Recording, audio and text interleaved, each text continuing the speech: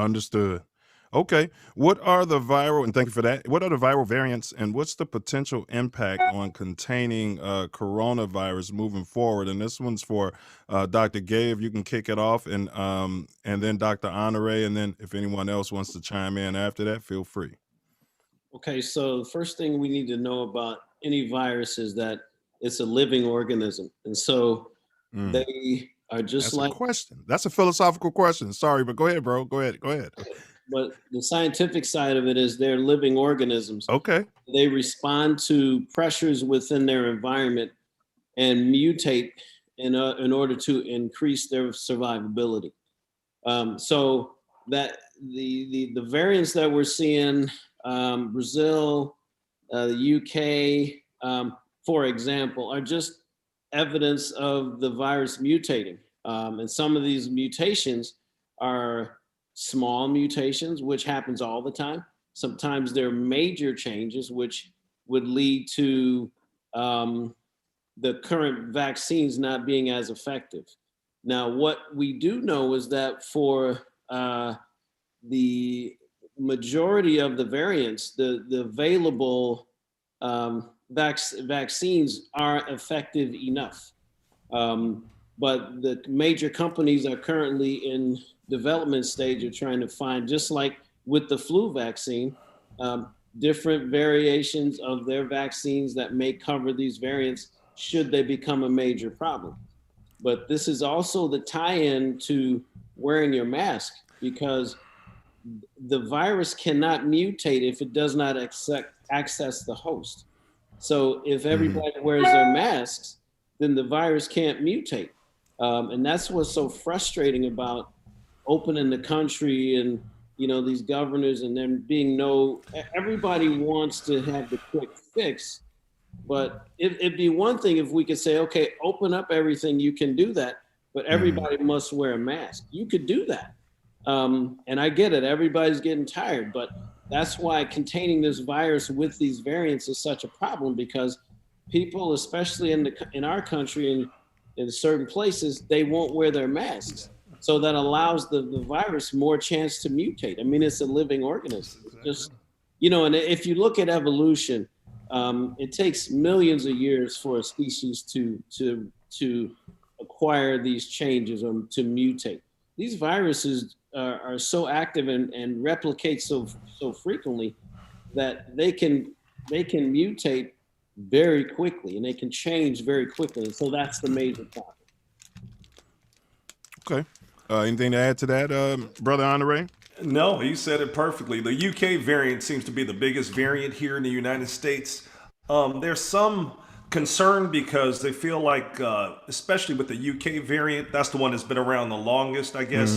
We found that out in the fall. And in the fall. And it seems to be more easily transmitted. And that's the concern, the ease of transmission of that mutation. Because like I said, viruses are always evolving, like any organism, so it can survive and replicate. And long story short is that's the concern. It's kind of, since it is more transmissible, we feel they're trying to get vaccines. The vaccines appear, like you said, effective for the variant so far. If we can get more vaccines in people's bodies, then we can help prevent that surge of the variants. Definitely. The faster we get the vaccination of people. And that number, like I said before, the number before we open up is 80%. Let me ask you a question. As an ER physician and as a doctor and as my ship and as somebody I've known a very long time, I didn't want to trust you. This is the first time we're announcing this because you're a lab scab. You know, I was like, lab scab? I got to pledge with this guy?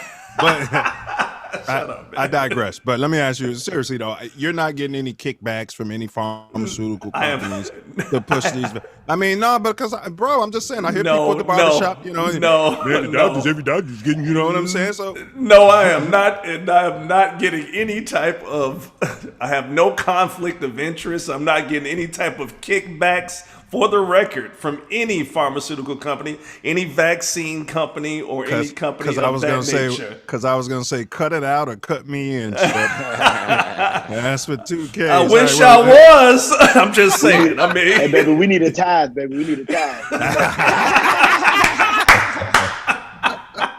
right, here we go. Here we go. We digress. Mills. We digress. All right. I Mills. reside.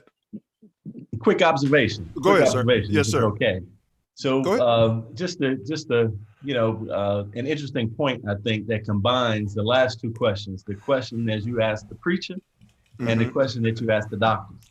So you asked the preacher about all these signs of destruction and it becoming the last days, et cetera. And we know, scientifically, we know that, these are man-made, right? A lot of these things are man-made. We know that we are contributing to, the degradation of the earth. So what's interesting is the doctors talked about every living organism, its whole purpose is to survive and replicate.